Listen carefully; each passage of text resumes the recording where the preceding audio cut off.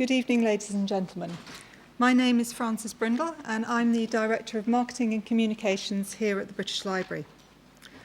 And it's my great pleasure to welcome you here tonight for the inaugural PEN Pinter Award.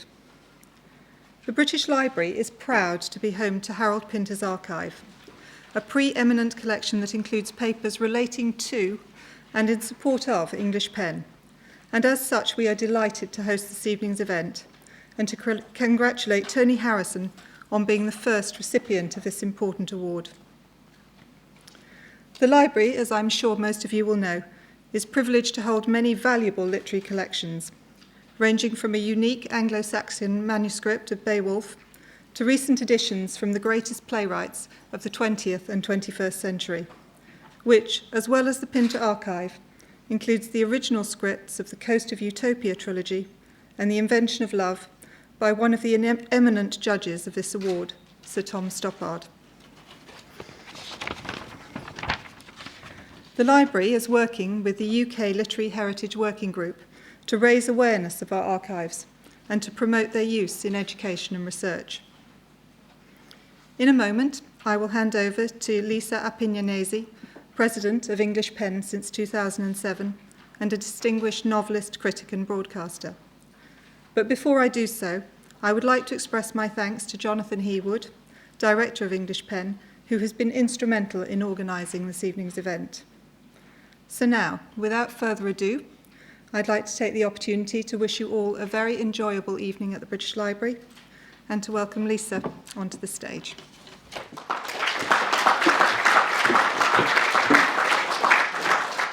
Thank you very, very much, Frances, and thank you from all of us to the British Library. We're thrilled that Harold Pinter's archive is here. Well, it's my very great pleasure to welcome you here this evening for the inaugural award of the PEN Pinter Prize. As many of you know, PEN, the now international writers' organization, began right here in England, though not in this building, almost 90 years ago. Its aim then and now was to build bridges of understanding between writers, readers, and even politicians of many nations, and to campaign against the kind of censorship which stifles or chills free thought and free expression. Abroad, this silencing might take the form of putting writers behind bars. Here, it might be the kind of censorship which prevents people from writing if they happen to find themselves there, as in the legislation restricting so-called criminal memoirs, which is making its way through Parliament this very moment. We commemorate Harold Pinter in this prize for his greatness as a writer. His groundbreaking body of hugely imaginative work plumbed both language and silence to enact the sometimes hallucinative dynamics of the relations between people, which are also, of course, the relations of power, fear, and sometimes love. Pinter's domain was domestic, psychological, and in its essence also subtly political, occasionally more overtly so. But this prize also commemorates Harold Pinter as a citizen. Pinter was deeply concerned about the ways in which oppressive regimes silence writers. He spoke out and let his iconic stature be used for those less fortunate writers around the world. He often worked in this respect with English PEN, of which he was the vice president, and whose president, his wife Antonia Fraser, was for 2 years. Politicians, Pinter pointed out in his Nobel speech of 2005, are interested not in truth, but in power. To maintain that power, and I quote, "It is essential that people remain in ignorance, that they live in ignorance of the truth, even the truth of their own lives." It is the writer's task, Pinter underlined, to cast an unflinching, unswerving gaze upon the world and to show as a citizen a fierce intellectual determination to define the real truth of our lives and our societies. I imagine that Pinter would have been incandescent at the ability of corporations such as the oil trader Transfigura to silence a reputable newspaper such as The Guardian in reporting the spillages or oil spillages, or even, and astonishingly, to try and silence the reporting of parliamentary questions by using the censorious injunctions and libel laws which have grown so unbalanced in our country today. and which English PEN has been campaigning to reform. I'm thrilled that with the help of Antonia Fraser, Faber, the British Library, and the wonderful and generous Ruth Maxted, English PEN has been able to establish this prize in Harold Pinter's name. In considering the prize, we thought it would make sense for it to be a double one. The first part, honoring a great, engaged, and fearless writer in the spirit of Harold Pinter and resident in Britain. The second, honoring a writer of courage chosen by the first, a writer who has suffered persecution because of his work and who comes from PEN's engagement with writers in prison abroad. I'm very grateful to my fellow judges, Tom Stoppard, Mark Lawson, Nicholas Hytner, and Antonia Fraser herself, who selected the inaugural PEN Pinter Prize winner. In a few moments, we will all have the privilege of hearing him accept the award in a speech, copies of which will be circulated to you all afterwards, courtesy of Faber and Faber, who were, of course, Harold Pinter's long-standing publishers. Then Carol Seymour-Jones, chair of English PEN's Writers in Prison Committee, will pay tribute to the winner of the second Writer of Courage, who sadly can't be with us tonight because he is imprisoned. First, however, to introduce the winner of the inaugural PEN Pinter Prize, I'm delighted to welcome one of my fellow judges, the artistic director of the National Theatre and acclaimed director of stage and screen, Nicholas Hytner.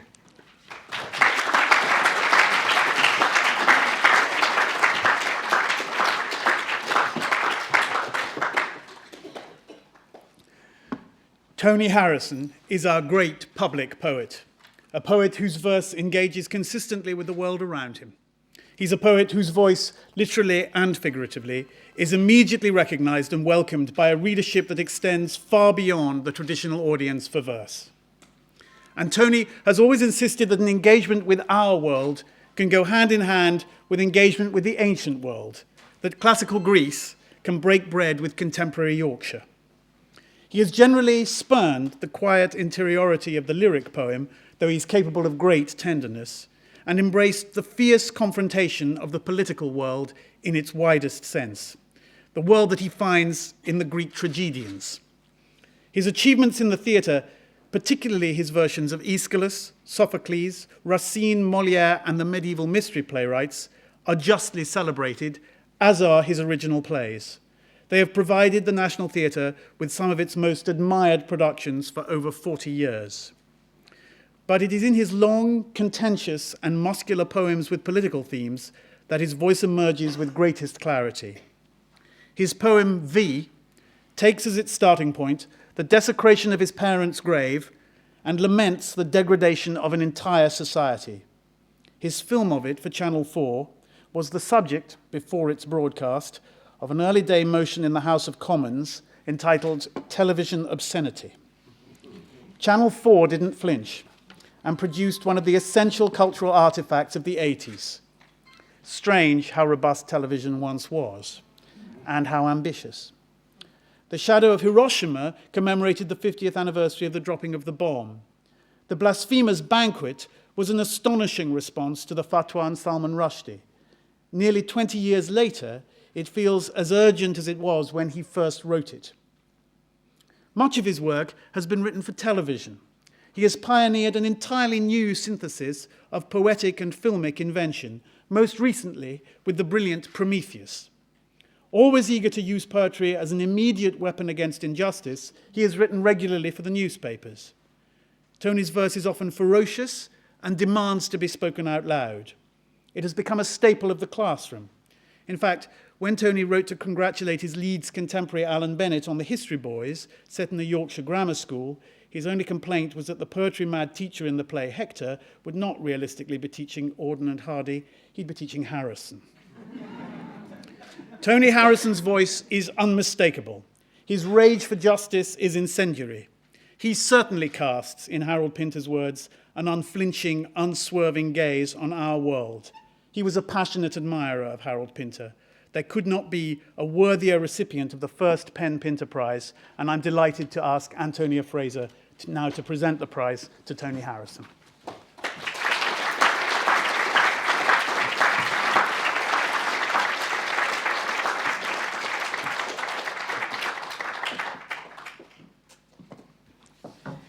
Well, there are three wonderful things about this evening.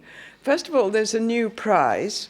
Harold loved prizes. He got quite a few of them, but he loved them all. You know, there's some people who say, oh, just another prize. Harold didn't feel that at all. Whoever they came from, whether it was an unknown body in Stockholm insisting on giving him a famous prize, or the Wilfrid Owen Prize, or whatever, he was delighted because, as he once said to me, they were salutations to literature, and so that's the first wonderful thing. The second wonderful thing is that it's been founded in his name by PEN. Now, Harold was a devoted and practical supporter of PEN. It wasn't just, oh yes, I'll sign a petition. He really did. He went on a famous PEN mission with Arthur Miller to Turkey, but he really believed in PEN's ideals, above all, freedom of expression, so that a prize, as you've heard, which is for a writer who speaks out like Harold, that would have given him enormous pleasure. And of course, the third wonderful thing is that it's going to somebody who he loved and admired, both as an individual and a poet. And I have to say, although Harold was probably one of the best-known playwrights, the word poet, to him, I have to say, where's Tony? To be a poet was the ultimate. He put it at the top of the tree. Anyway, I have much, much pleasure in presenting you with a rather strange object.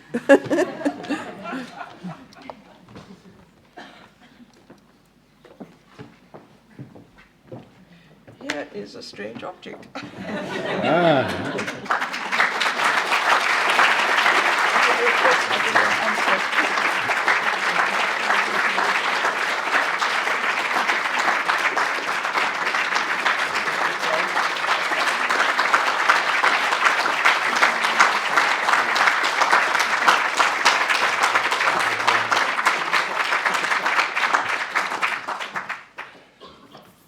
Thank you, Antonia. Thank you, Nick. Thank you, PEN. And thank you, Harold. I'll explain what this is later in detail.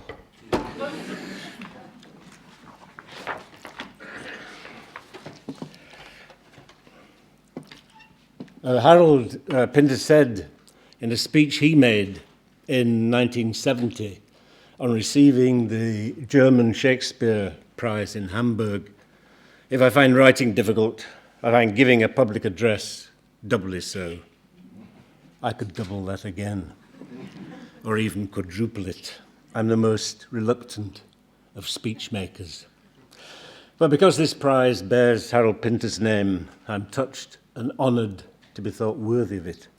And I can feel it as a continuation of that warm encouragement and support I'd had from Harold during his life. I'd like to acknowledge humbly the kinship I felt with him during his life, and that I feel now accepting this prize in his name. Harold Pinter was not only an inspiration through all his own work, but also encouraged me in my work, both publicly and privately. I feel that he's still sending those immensely generous postcards I'd receive. For example, when the Oresteia opened at the National Theatre in 1981, or my selected poems was published, or a film poem went out on the BBC or Channel 4. I've one that I'll always treasure that I got after the shadow of Hiroshima in 1995. Tony, brilliant, large exclamation mark. In all departments, large exclamation mark. Harold. When the full force of the Daily Mail and Tory renter quotes descended on me in November 1987, and there were questions in Parliament about the broadcasting of my reading of my poem V on Channel 4, Harold was a prominent public supporter. These were typical quotes from critics and MPs on my poem V. A cascade of obscenities. Teddy Taylor, MP. Another probably bolshy poet seeking to impose his frustrations on the rest of us. Gerald Howarth, MP. The riff-raff takes over. Sir Gilbert Longdon, MP. And disgusting. Surely no one wants to hear this tripe. Isn't there enough sadness in the world without showing this? Totally disgusting. Totally disgusting rubbish. Unnecessary and obscene. A torrent of four-letter filth. Scargill poem is the pits. That was a clever one from the Daily Express. What aggravated many, even more than the language I'd used, was that they thought I dedicated the poem to Arthur Scargill, the leader of the Miners' Union. I hadn't dedicated the poem, but what I'd done was to quote from an interview that Scargill gave to the Sunday Times in 1982, and I used it as an epigraph to the poem. Speaking of his father, Arthur Scargill said, "My father still reads the dictionary every day. He says your life depends on your power to master words." Mastering words is an important struggle. It's been my struggle most of my life, and I witnessed it early in my two uncles that I celebrate in my poem, Heredity. How you became a poet's a mystery. Wherever did you get your talent from? I say, I had two uncles, Joe and Harry. One was a stammerer, the other dumb. My Uncle Joe, who lived with us when I was a kid, had the worst stammer I've ever seen in anyone. But he worked at a printer's in Leeds and could set type brilliantly fast without a single falter.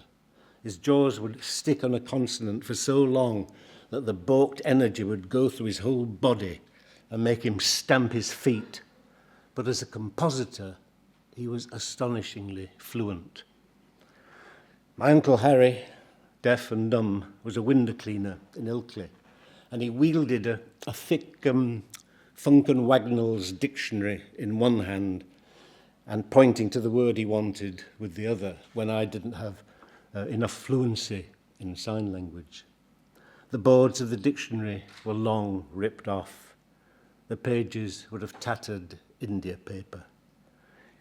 He licked his fingers frequently so as to be able to flick through the pages fast. And a little of the ink of the lexicon darkened his defiant digit. The defiance was always directed against what he called, with two jabs at the brandished dictionary, Tory error. I heard a phrase on a late World Service programme about the recent election in Afghanistan.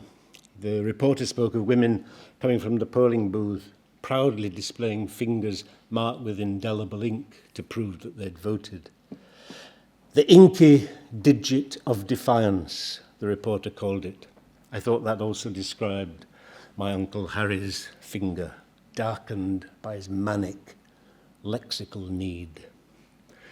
These early experiences of family inarticulacy were what drove me, I can see now in retrospect, into a passion for language and languages, and for what's still for me the supreme articulacy and eloquence of poetry. We poets acquired our inky digits, especially those like me who still use a fountain pen and notebooks in a digital age, through our own forms of defiance. The two inkiest digits are those of the V sign turned the wrong way around, or the fuck you single middle digit. And when Harold was awarded the Nobel Prize, this Steve Bell cartoon was published in The Guardian exactly 4 years ago today, showing Bush and Blair gloating over an award, which was a mounted golden hand whose defiant middle digit had the head of Harold Pinter. And Bush is saying, "Great news, they've given us the Nobel Prize for world statesmanship." The golden hand with the Pinter proud digit would make an appropriate trophy for this prize. Richard Eyre who directed my almost banned reading of V on Channel 4, found film footage of Mrs. Thatcher giving the V sign, no doubt directed at the British miners, the opposite way round from Churchill's V sign in the war. But my choice of the quotation from Arthur Scargill was as much connected with my uncles as with mining, though the poem was written at the time of the miners' strike. My granddaughter, who wasn't even born when all the fuss about V happened, just received her A-level English reading list, and it includes the poem heaped with condemnation 20 years ago. And by weird coincidence, a theatrical version of V opens in Paris this very evening. Harold was one of the writers who prominently defended the poem and the right to broadcast it. His own poetry raised similar hostility. I admired the laser-focused rage in those war poems that I was proud and honoured to have read on his behalf at the Royal Court Theatre in October 2005. But of course, it's that rage which makes the poetry world flutter, unable to understand that there's a necessary poetry to be made out of political fury. I've had similar patronising responses. The fury of his polemic has been detrimental to his verse. The poems of Harold's, which raised the same literary hackles, were such poems as Democracy. Democracy. There's no escape. The big pricks are out. They'll fuck everything in sight. Watch your back. Or American football, a reflection upon the Gulf War. Hallelujah. It works. We blew the shit out of them. We blew the shit right back up their own ass and out their fucking ears. It works. We blew the shit out of them. They suffocated in their own shit. Hallelujah. Praise the Lord for all good things. We blew them into fucking shit. They're eating it. Praise the Lord for all good things. We blew their balls into shards of dust, into shards of fucking dust. We did it. Now I want you to come over here and kiss me on the mouth. Harold had great problems getting this poem published, as he recounts in Blowing Up the Media, an index on censorship in 1992. The London Review of Books, The Guardian, The Observer, and The Independent all declined to publish it. I've had similar experience with one of my poems. It wasn't one of my anti-war poems. It was a Republican squib on what would be a Loyal Laureate occasion, the second marriage of Prince Charles. Legal ruling. Our future king, de jure, may be dunked into his spouse's cunt, no more his whores. Oh, let law make that monarch as defunct as Camilla's tampon after menopause.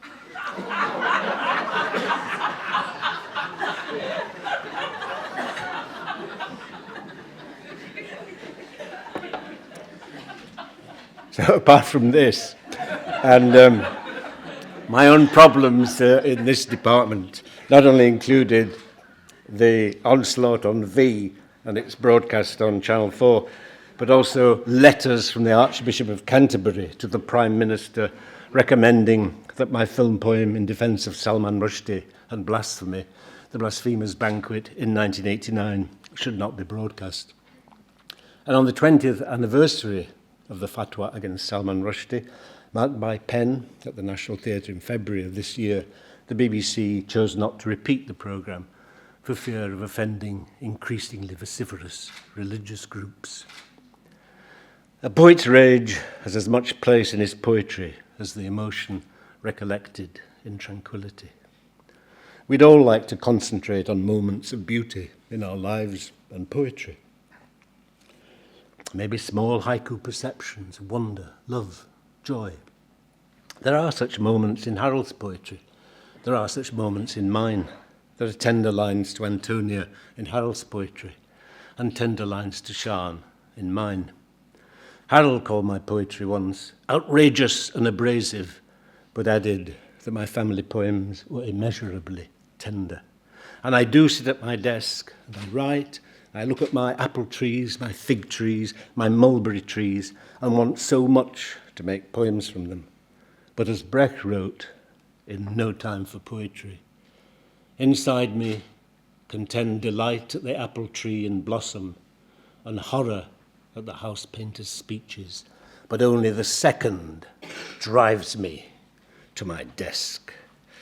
The same tension between delight and horror, between blossoms and dangerous political bullshit, must exist in us all. At the time when my delight was in my apple trees, whose fruits I stored and live on during the winter, sliced into my porridge, many of the horrors came from Blair, Bush, and their coalition cohorts, and the illegal occupation of Iraq. But I do try to write about my apple trees. And in fact, I was writing about my apple trees and about love in a poem which was called October 2006. This ladder creaks. Take that ring off I bought for you in Gdansk, first token of my growing love, with a 40-million-year-old fly embalmed in its amber, resin oozed before man, not to bruise the apples I dropped for you to catch from the bramley I planted after that Polish trip.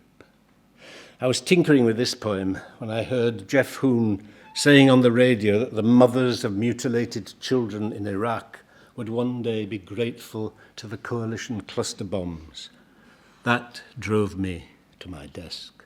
I wrote 4 lines full of fury that I faxed to the Guardian immediately, and the poem appeared with a photo of a smug Jeff Hoon beneath an enormous tank. It was called Baghdad Lullaby.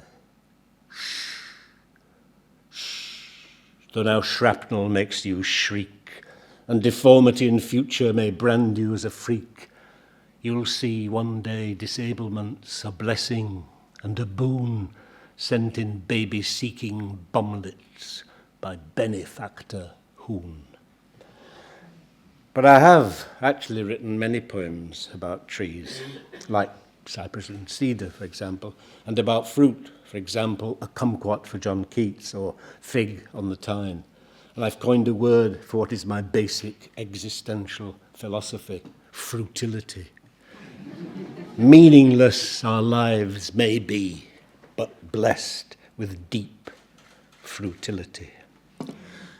Again, thinking about a long poem I've been writing on and off about my compost heap, I was again driven to my desk with the same ferocity when I saw the picture of the wide-eyed, beautiful Iraqi boy, Ali Ismail Abbas, a victim of coalition cluster bombs, lying with no arms in his hospital bed. This was PM AM. Why is it, Lord, although I'm right, I find it hard to sleep at night? Sometimes I wake up in a sweat. They've not found WMDs yet. The thought that preys most on my mind is the only arms they'll ever find unless somehow I get MI6 to plant them to be found by Blix. That's if the UN sneaks back in. Ali's in the surgeon's bin. This went to the London Review of Books, but I later extended the poem into Holy Tony's Prayer, which ends with Holy Tony imagining Iraq photo op with little Ali Ismail Abbas standing next to him, making a V for victory sign with his prosthetic arm, and ends with an injunction from Blair to the spin doctors to make sure they twist his wrist the right way round. I cheered Harold's naming of our homegrown war criminal Tony Blair in his Nobel Prize acceptance speech. The contemplation of the apple blossom is continually broken by rage at political events. As Brecht says again in another of his poems to posterity, what an age it is when to speak of trees is almost a crime, for it's a kind of silence about injustice. We must never forget that here in our own country there's a lust for censorship lurking in the undergrowth that could easily be inflamed We need wide-eyed vigilance over our freedom of speech. We must never be silent about injustice. For the moment, while Myanmar, Burma, Iran, China, many other countries monitored by PEN put their poets in prison cells, we put ours in Poets' Corner. I sincerely hope to be spared both. It's not that I shun monuments to poets or busts and statues of poets. In fact, I often make a point of seeking them out. And I've used them as mouthpieces in my film poetry, as with Heinrich Heine in The Gaze of the Gorgon. Heine had one monument in a park outside the Frankfurt Opera, which is used by heroin addicts to shoot up in. Heine's hair is covered in blood, sprayed from the veins of junkies when the injections went wrong. The other Heine was in Corfu, in the palace of Sissi, Empress of Austria, who happened to adore the poet. At her assassination, the palace was bought by the German Kaiser, and his first act was to get rid of what he called that syphilitic Jew. Statues are one of the ways I try to test the traditions of European culture against the most modern destructive forces. I even have busts of poets in my house. Before you enter my house, you'll see a brass classical lyre on the door. It's my door knocker. It marks the door into the poet's lair. What do you do with this lyre? The lyre that sets the key for lyrical poetry, the lyre that accompanies the poetry of the trees you'll walk through to the lyre on my door. What do you do with this lyre? You bang it hard against the door. You change it into percussion. When I hear the lyre banging on the door, I'll open it. The first thing you'll see in my hallway is a large 18th century bust of John Milton, who stares at me as I watch TV and reminds me of the grave and seriously committed role of the poet, and who, though he was blind, had one of the most unflinching and unswerving gazes of all English poets. He's one of my great heroes. And I have small busts of Homer, Dante, Byron, Strindberg, a framed engraving of Molière, Shakespeare, Kipling, a photo and a manuscript of Yeats. And there is also, on my staircase, a manuscript of Victor Hugo, along with a pressed flower from his spectacular funeral, at which it was said the prostitutes of Paris, as a mark of respect, draped their pudenda in black crepe. I made a version of his Loisa Muse with a libidinous Victorian Prince of Wales and an obsequious poet laureate in his rowdy retinue. I often find myself quoting from Victor Hugo after one of my many theatrical ventures. Now that my play is a failure, he once said, I find I love it all the more. I first quoted that after Square Rounds in the Olivier in 1992. But I loved it enough that 15 years later I redirected Square Rounds in Russian translation at the Taganka Theatre in Moscow, where it's still in the repertory. If the bust of John Milton and the others urge me on, there's also watching me a bust of John Nicholson as a cautionary reminder of what happens to a poet who betrays his true voice for the praise of genteel admirers, money, or fame. John Nicholson, known as the Airedale Bard, was a Yorkshire wool sorter who etched his poems in the grease left by the fleeces he worked with in the mill. He acquired the condescending appellation, the wool sorter poet. He drowned in the River Aire near Salt's Mill, Saltaire, in 1843. He wrote about exploited children in the factories of Leeds and Bradford, and then was bribed by attention and money to become more pastoral and more pleasing to his aristocratic patrons.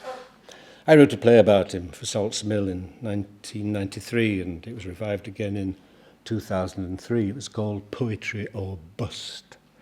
Nicholson swapped his integrity for a bust that meant fame, acceptance, compromise. An old Yorkshire woman who saw the play at the mill said she had the original bust of Nicholson, it was in plaster, and that I could have it. She said, "It's about as much use to me as a chocolate fireguard." So I'm urged on by the one John and served a warning by the other. And my house is full of more important monuments to poets, their books. There are thousands of them in my house, from all ages and in many languages. There are ancient authors, especially the Greek tragedians, in hundreds of annotated editions. There are Czech poets, Polish poets, German poets, Russian poets, Italian, Spanish, Greek, South American, French, Sanskrit, Japanese, Chinese, etc., etc., etc. Poets who have been or are in prison, poets who have been murdered, poets whose books have been burned. There are signed copies by friends, like Wally Shoyinka, with whom I did shows when we were both students at Leeds University, whose crossing of the Nigerian junta resulted in his solitary confinement. Partly because of him, I spent 4 years in Nigeria. After West Africa, I also spent a year and a half in Prague, and I got to know that wonderful poet and scientist, Miroslav Holub, whose signed books I also have. He had a long experience of surveillance and of censorship. I dedicated a poem to him that I wrote in Cuba in August 1969, exactly a year after the Soviet Union invaded Czechoslovakia. The Soviet fleet was making a very show-of-force visit to Havana. There was a torrential tropical downpour which brought down all the celebratory posters from the harbour lampposts. I collected one, and the image was used on the cover of the London magazine, I think it was for April 1970, in which I wrote one of my very rare pieces of prose on Cuba. I framed the poster later to remind me. It's large, and I've never put it up, as the Soviet battleship's gun barrels are too central and too threatening. The poem I wrote for Miroslav Holub was called On the Spot. Watching the Soviet subs surface at the side of flagged battleships between Havana Harbour and the USA, I can't help thinking how the sword has developed immensely, while the pen is still only a point, a free ink flow, and the witness it has to keep bearing. Miroslav, you must remember there'd be no rumba now if the blacks who made Cuba had not somehow evolved, either when shackled or pegged or grouped for a whiplash harangue, together somehow with slight spasms of only the nipples or haunches, a calf muscle tugging the chain taut, the art of dancing on the spot without ever being seen to be moving, not a foot or a hand out of place. I went back to Prague during the Soviet occupation and saw Holub. I brought back with me, hidden in a child's puppet theatre, many recent anti-occupation cartoons by Jiří Jirásek. I arranged an exhibition of them. The front of the catalogue had Jirásek's cartoons of a Soviet tank with its gun barrels belching forth smoke, but read in Cyrillic capitals, Pravda. And among all these busts and these thousands of books in my house, I've also one of Jocelyn Herbert's Mass for the Oresteia that I did with Peter Hall at the National in 1981. The Greek tragic mask is one of my main metaphors for the role of the poet. The eyes of the tragic mask are always open to witness even the worst, and the mouth is always open to make poetry from it. Neither ever close. Along with all this, from my first film for the cinema, I have the burned head of my golden statue of Prometheus, the great Titan who gave man fire and the inwardness and poetry that came from its contemplation. I keep it for its unflinching, unswerving, even still almost hopeful gaze, staring from the earliest times into our own. I had the 20-odd foot golden statue chained to a kind of Caucasus I created in the appropriately named Titan cement works in Elefsina in Greece, next to the petrochemical works. The film ends with a conflagration that consumes the golden statue, except for the raised, still chained, though still defiant right hand, all its digits clenched. When the crew and actors had left, I found his burned head, which had fallen while it was blazing into the quarry. It was completely burned and black, except for the two eyes, which remained golden. So though destroyed, it still shone with its first glorious visions for mankind. This charred head of mankind's first champion helps to remind me that the poetic gaze must keep unswerving and unflinching, as does the example of poets persecuted, silenced, killed in previous centuries and in our own. Yannis Ritsos, the great Greek poet, whose books were burnt by the Greek colonels in front of the temple of Zeus in Athens, has a poem about the eye of Geo Milev, the Bulgarian poet who was killed in 1925. Milev had a blue glass eye, and when he was arrested and burned alive by the police, all that was left in the crematorium was the blue glass eye. This is from the poem of Yannis Ritsos. His eye is being kept in the Museum of Revolution, like a seeing stone of the struggle. I saw his eye. In his pupil there was the full story of the revolution. Blue scenes of blood-stained years, blue scenes with red flags, with dead who carry in their raised hands a blue day. His eye never closes. This eye keeps vigil over Sophia. This eye is a blue star in the nights.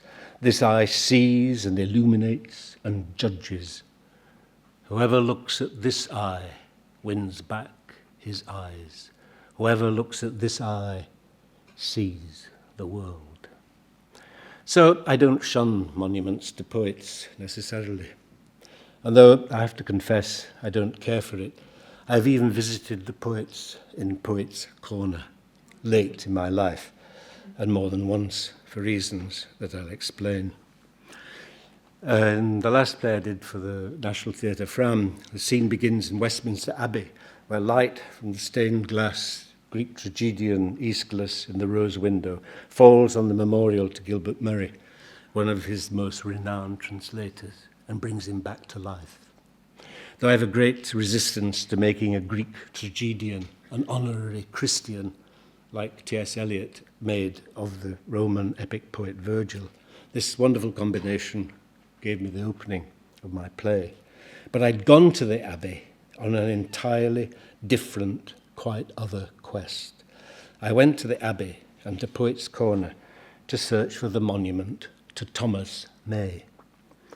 Thomas May, secretary to Cromwell's Parliament and the translator of the Roman Republican poet Lucan, who committed suicide at 26 after being exposed as being part of a plot to remove the Emperor Nero, and whose epic, the Pharsalia, is regarded by Shelley, for one, as greater than the imperial laureate Virgil. Though I came to share Shelley's preference for Lucan and knew May as one of his translators, I first came across him as a translator of the Roman epigrammatist Martial, some of whose satirical epigrams I used to make fun of New York when I lived there in the 80s in a pamphlet of poems called U.S. Marshall. But the poem that May had translated, and which was my first experience of him, wasn't satirical at all, but a poem about Vesuvius. Excuse me. A poem about Vesuvius, a volcano I'd become obsessed with since the time when I made one of my film poems in Napoli called Mimo per ella non è più in 1987. I've been often to Napoli since, most recently 2 days after I was told that I would be given this prize. I also translated the same Martial poem myself, and I have it in my notebook opposite a photograph of a wall painting from Pompeii showing Vesuvius before its great eruption in AD 79. Vesuvius is verdantly green and covered from top to bottom with vines.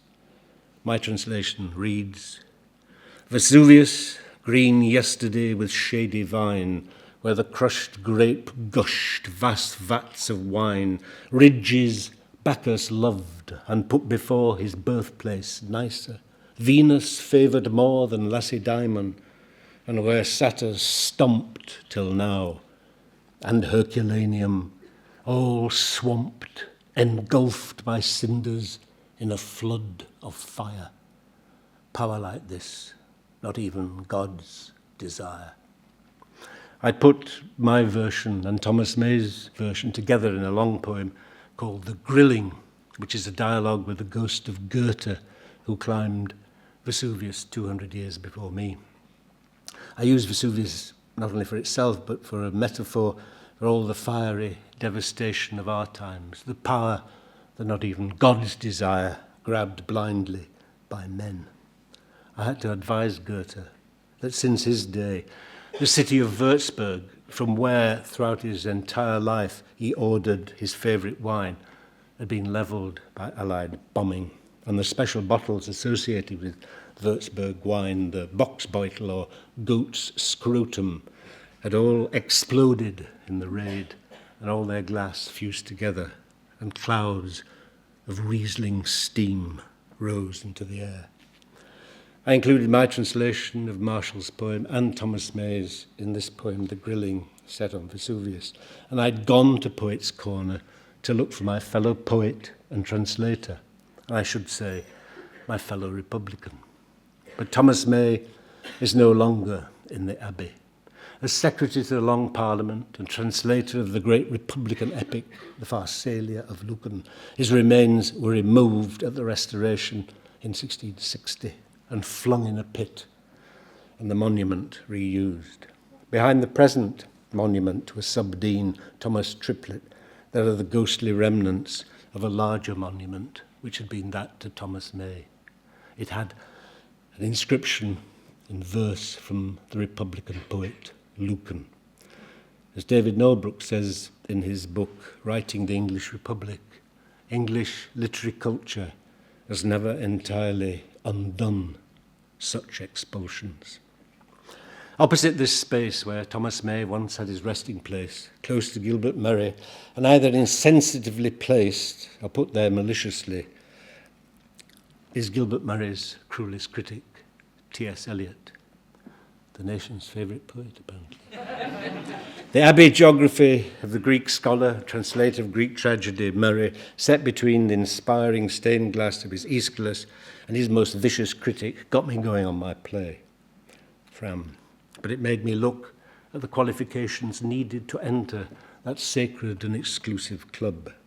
The official guidebook to Poets' Corner, or PC, as I like to think of it. So, sometimes a poet's lifestyle or politics preclude him from being given a Poets' Corner honour, then in brackets, until a new generation has forgiven or forgotten.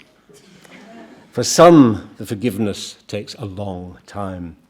Shelley, who died in 1822, was refused a memorial because of his atheism and didn't qualify till 1946, 123 years. But he still largely accepted for Ode to the Skylark rather than I met murder on the way. It had a mask like Castlereagh. And when I got to Parliament Square, the mask had changed to Tony Blair. Oh, at least that's what it says in my edition of Shelley. Byron, who died in 1824, was excluded till 1969, 145 years.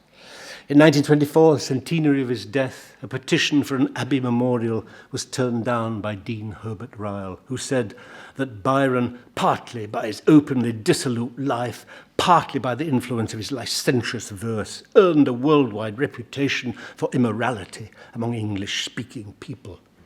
It took Milton, died in 1674, 63 years to pass muster, and 95 years before Oscar Wilde got even a memorial window. But T.S. Eliot, who is critically sniffy about Shelley and Milton, and was a self-proclaimed royalist in politics, Anglo-Catholic in religion, and classicist in literature, only had to wait 2 years to get into the Abbey after his death. Robert Graves called Eliot the senior church warden to English literature. But I wonder what's going to happen to T.S. Eliot when all his known, reputedly pornographic verses are finally published in the complete poems promised by Faber and Faber. Will he be removed and ejected from the Abbey like Thomas May? It was my obsession with Vesuvius that led me to seek the now desecrated tomb of Thomas May. And just after I had been informed I'd be the first recipient of the PEN Pinter Prize, I had to go to Napoli to read my poetry. The Italians have taken to my poetry far more readily than the British, if I'm to be honest. I have 3 books of poems published by Einaudi, and that gets me many very welcome invitations to read there. Napoli, I especially love after I'd made my film poem there in 1987. I've been there many times since and know the city very well. Sean and I always try to stay in the same little old-fashioned hotel. The rooms have a great view of Vesuvius. In the evenings we eat in the Piazza Sanazzaro. Very close to the Trattoria da Pasqualino, there are the tombs and monuments to 3 poets whose presences have been important to me one way or another. I visit them every time I give a reading or show a film in Napoli.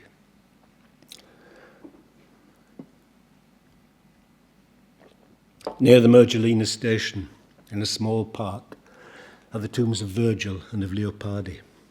I lived long years with Virgil and almost completed a doctoral thesis on him when I made a deliberate, defiant decision to abandon it. One reason was that I didn't want to become an academic and do poetry in my spare time. Poetry had to be the whole venture of my life. The other reason was I began to have huge misgivings about Virgil's Aeneid. He was, in a way, the first laureate poet in history, and his epic reeks of the compromises he made. I began, like Shelley, to prefer Lucan and his lament for the Roman Republic in the Pharsalia. Thomas May, whose ejection from the Abbey I'd mentioned earlier, addresses Virgil in one of his verses and compares him to Lucan. Thou gottest Augustus' love, he Nero's hate, but 'twas an act more great and high to move a prince's envy than a prince's love. Next to Virgil is Leopardi, Italy's greatest romantic poet. And I always read his poem La Ginestra when I go to Naples. I get myself a seat in a cafe in Mergellina with a view of Vesuvius, and I order a bottle of chilled volcanic wine, Falanghina or Fiano di Avellino or Greco di Tufo or Lacrima Christi. What Leopardi's poem does is to focus not on the vines of the martial poem that Thomas May and I translated, but on the bright yellow broom, La Ginestra, that still now covers the slopes of Vesuvius. Sterminato Vesevo, exterminator Vesuvius. La Ginestra is bright yellow, and Leopardi insists it doesn't grovel to any superior power, man or God. It simply burns brightly. It's partly a metaphor for the poet. It's like Luther's apple tree planted on the eve of the apocalypse. It doesn't have humanity's delusions of immortality. No religion makes it bow its head. Its defiance is its burning brightly, beautifully and conspicuously on the slopes of extinction. On the other side of the Piazza Sanazzaro, nearer to the sea, is the church Santa Maria del Parto, in which, if you go behind the altar, you'll find a bust and monument to Jacopo Sanazzaro, who died in 1530, after whom the square where we eat and drink volcanic wine is named Piazza Sanazzaro. You have a good view of the fishermen of Mergelina selling their clams and squid and all the ingredients you're likely to taste in the dishes at Pasqualina's or Ciro's or any of the other restaurants nearby. I was intrigued by Sanazzaro long before I knew Napoli. He transferred the pastoral with the shepherds of Virgil and Theocritus to the 16th century fishermen of Mergelina. These were piscatorial eclogues. The monument, almost hidden behind the altar, has a bust of Sanazzaro, which, if the altar and the front of the church weren't there, would be directing its unswerving gaze at Vesuvius.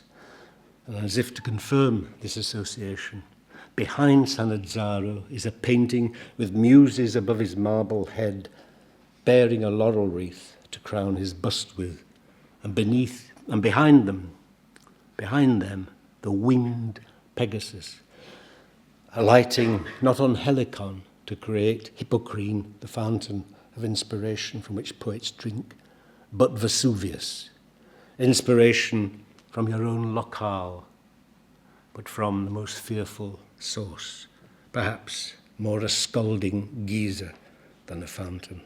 The open eye of the poet has to keep the volcano in his gaze and even go nearer. There's a great poem by Primo Levi, who went as near and as deep into the destructive fires of our times than most, a poem about the elder Pliny urging his boatman to take him nearer to the erupting Vesuvius in AD 79. Don't hold me back, friends. Let me set out. I won't go far, just to the other shore.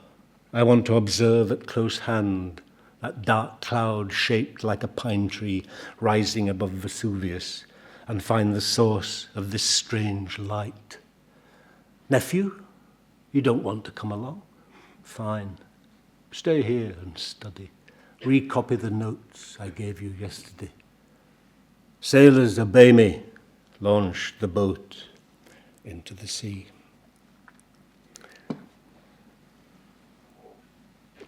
But many poets can make no journeys. Some countries give their poets a corner of their own in a prison cell. One such poet in the Myanmar Burmese Poets' Corner is Zarganar, which is the pen name of Maung Thura, who's recently been condemned to 35 years in prison. When he was in solitary confinement, he had to scratch his poems with a pot fragment on the floor of his cell and commit them to memory. I'd like, in all humility and solidarity, to offer the International PEN Pinter Prize to him, Maung Zarganar. May all those poets I've summoned up today make him, at this moment, the centre of their gaze, and honour the prisoner poet for his still defiant poetic gift. He has a poem called Poetic Gift, which begins with an image of trees, but is not silent about injustice. Poetic gift. From the tree of my feelings sprang exquisite leaves, tendrils, branches, which awoke my senses and entwined my thoughts. And from the lines composed in mind came these verses, written in blood on blank pages with invisible ink. Zarganar. Once I'd copied my notes for this reluctant address from my notebook where I write with this fountain pen into my laptop, and was aware that I needed to hurry to finish it and print it out. As each page came out of the printer, the big bold type still glisteningly wet, I realized that my shuffling through the pages was giving me the same inky digit I remember on my Uncle Harry's dictionary raiding hand. This inky digit will always mean I've cast my vote in favour of the dumb or the silenced, be given a voice, of totally free speech and the freedom of poetry and poets. That said, I've also to add that these particular defiant digits become their most indelibly stained when I pick the ripe juicy mulberries from the trees. I'd love to have the peace and quiet to celebrate in poetry.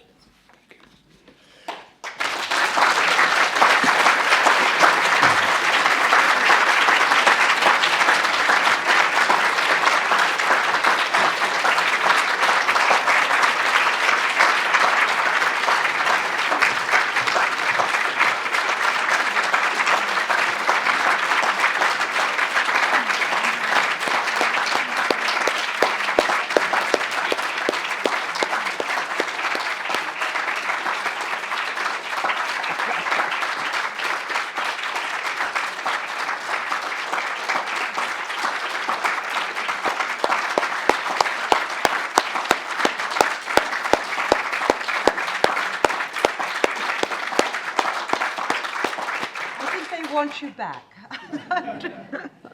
Well, I don't need to say thank you on behalf of us all, because that really said it. But thank you, Tony, for this really extraordinary glimpse into your rage, your tenderness, your poetry, and the entire world of poetry that you inhabit. I think when you said to me that you didn't like public speaking and that you didn't like writing prose, I really was rather frightened that we might be sitting here perhaps asleep after 40 minutes of you. But I want more. We all want more. So we very much look forward to reading this in the Faber text. And I think I cannot think of a more wonderful inaugural PEN Pinter Prize winner. Thank you.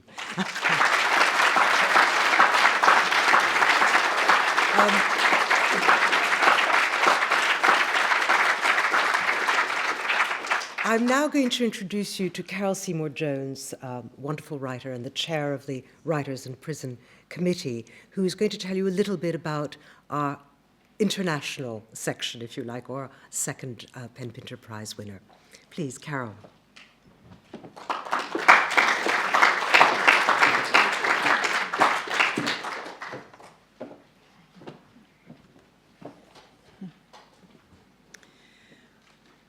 I can't resist adding my words to Lisa's to say thank you to Tony for those funny, erudite, powerful, thought-provoking words, which I think we will all treasure and take away with us. Thank you. It gives me very great pleasure to accept the first PEN Pinter Prize for an international writer of courage on behalf of Maung Thura, pen name to Zarganar, called by Rex Blumstein the irreverent soul of Burma. We, of course, can't get the money directly to him. Zarganar is now in Mitkinia prison in northern Burma's remote Kachin state, where it seems he will remain. But we have found a way of reaching him through his family, and the money will go to help him and to promote free speech in Burma. I wanted to thank all the judges, Lisa and all the judges today, and especially Maurice Fahy, former international WIPC chair, who advised Tony and me on the shortlist of imprisoned writers from Azerbaijan, China, Cuba, Iran, and Tibet. Just a small number from the over 1,000 writers in the International PEN Casebook who are intimidated, tortured, imprisoned, and murdered around the world. I'm so delighted that Tony has chosen Zarganar because this year the WIPC of English PEN has run a major campaign for free speech in Burma.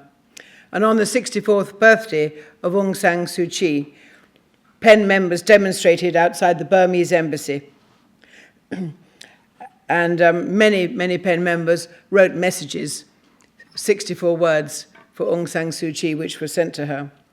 We also held a concert, Breaking the Silence, at St. Margaret's, Westminster, where we read Zarganar's poems and Timberlake Wertenbaker spoke on the evolution of freedom. On a personal note, can I just say that this prize, in honor of Harold Pinter, is for me the realization of what seemed the impossible dream. It was in 2006, at a benefit evening, which Pinter, with his characteristic generosity, gave for the WIPC at the Gate Theatre. I think the play was, one of them was a kind of Alaska, that I plucked up courage to ask him if he would allow PEN to give his name to a new English prize for writers who, like him, dared to speak truth to power. He agreed. And then in his will, he asked for donations in his memory to go to the WIPC. And with the great kindness of Ruth Maxted, that has made this prize possible. That Harold became a true friend of the WIPC, we owe to his wife, Antonia Fraser, herself a former chair of the WIPC and president of English PEN. Antonia tells me that she dragged her husband along once to a PEN party. The rest is history. Thank you. Human rights were never an abstraction for Harold Pinter. They referred unequivocally to human suffering, to suffering inflicted by the state, which, he said, becomes a permanent running sore in society. That's why he went to Turkey with Arthur Miller in 1985 to protest at the imprisonment of dissidents, and Orhan Pamuk was their guide. That's why he gave up his time even to read letters from jail of a tortured Uzbek writer at our service on the Day of the Imprisoned Writer at St. Bride's. And that's why he joined our demos for Ken Saro-Wiwa, and later, even when he was weak and ill, he turned out on a cold winter morning on behalf of Hrant Dink, the murdered Armenian-Turkish editor. Two words connect Harold Pinter and Zarganar: courage and integrity. Because Zarganar, like Pinter, knows that governments fear the uncensored voice. They fear the writer, the artist, the outsider. They fear his clear vision. At first, the white blackbird, as Baudelaire called the writer, is tolerated. Later, often he is excoriated. The difference is, Pinter lived in a democracy. Zarganar, the wise fool, Burma's leading comedian, political satirist, and poet, was first arrested in 1988 at the time of the pro-democracy uprising. In 1990, his case was first taken up by the WIPC. When he was released in 1994, he was banned from performing, but allowed for a little while to stay free. Finally, in 2008, he was given a 59-year sentence, now reduced to 35 years, after he made private attempts to bring relief to the victims of Cyclone Nargis. In Rangoon's notorious insane prison, in solitary confinement, as Tony said, he began scratching his poems on the prison floor with a piece of pottery. I'd like to just quickly read Zarganar's poem about prison. Moonlight leaks in, and footsteps are silent. We once again murmur the verses. Let us be free, Lord. Let us be released. Through the words of Lord Buddha, I take solace in meditation. Day by day, minute by minute, the time passes. Depression mounts. But one day, it must be my turn. Let us hope that with the help of international pressure, it soon will be Zarganar's turn and the turn of the people of Burma to taste freedom. Now I'd like to introduce a short extract from a film made by Rex Blumstein, This Prison Where I Live. And there's a message sent by Rex about the film you're going to see. It begins for me in the summer heat of Rangoon in 2007. Zarganar had agreed to be interviewed for a film on freedom of expression, despite being forbidden to talk to foreign media. The uprising of the monks was still months away. We filmed in various locations over 2 days. It was too dangerous to film Zarganar walking in the streets. Instead, we filmed in a van travelling through Rangoon. He points to the cinemas that are prevented from screening his films and the bookshops where his books and screenplays cannot be sold. Even mention of his name is forbidden. But he also tells us that people know. They hear his jokes and sketches by word of mouth. We believe this was Zarganar's last major English-speaking interview before his imprisonment. And the footage you will see will be incorporated in a documentary that Max is making in the coming months. He says, "For me, Zarganar exemplifies the challenge an artist can present to a dictatorship, the power of satire not only to offend, but to threaten the establishment with the truth. It further reveals the courage it takes to take on such a role and the price that is paid." Thank you.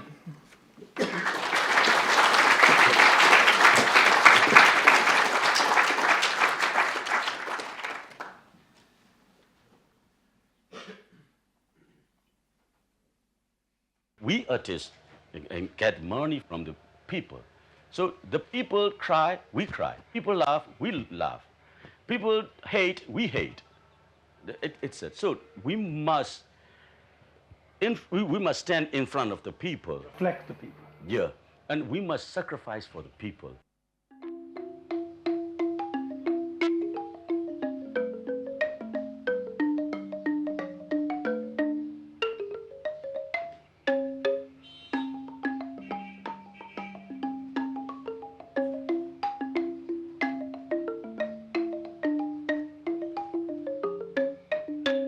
In the military intelligence compound, I get mentally and physically torture because I think within 7 days, and I never get sound sleep. When I start to sleep, they pour the water to me and they ask me to stand, and they beat and they kick, and sometimes they use some rubber pipe. They use a rubber pipe to beat my back and my belly, dorsum and belly. They beat, and then in that military intelligence compound, I many times tortured.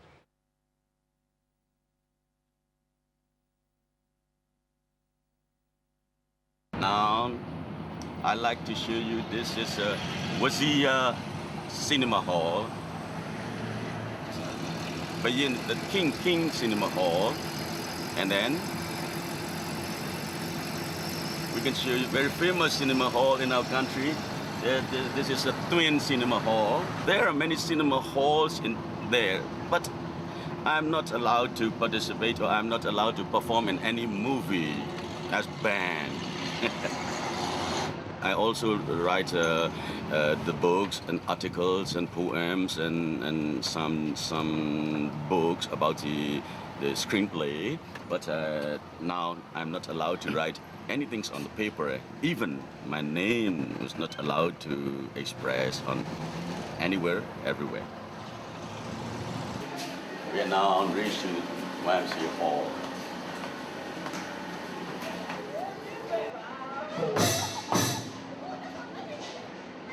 This is a stage I can go on, and I have no chance to stand on that stage. No chance? No chance, because I think I'm not allowed to perform with my friends. You're not allowed to perform? Yeah, I'm not allowed to perform on stage. Yeah. I can stand here, but I cannot get on the stage. You know.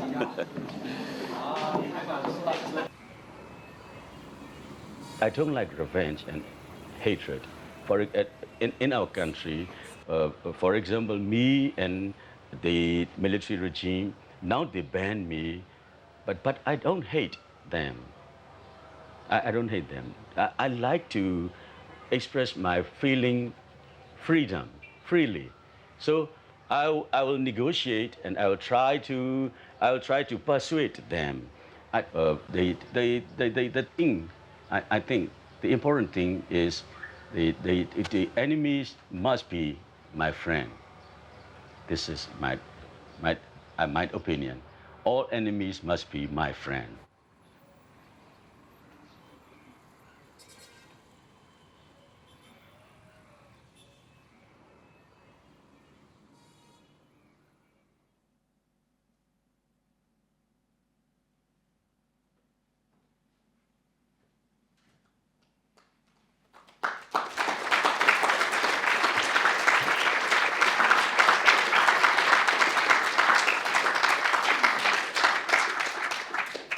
Well, thank you to Tony Harrison for having chosen Zarganar for the international part of this prize. We're going to get the prize to his family through routes we're not going to talk about here.